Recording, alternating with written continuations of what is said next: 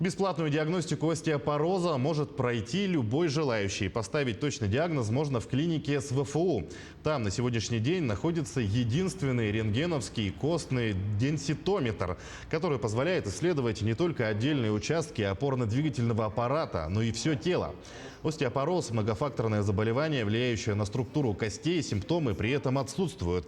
По словам врачей, о диагнозе человек, как правило, узнает при переломах.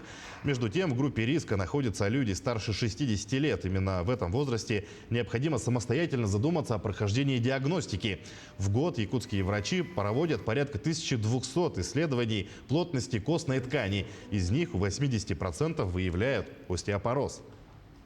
Если у пациента были переломы костей предплечья, если это переломы тел позвонков, переломы шейки бедренной кости, то это маркерные переломы, которые говорят о том, что плотность костной ткани снижена. И частота этих переломов, она достаточно высока.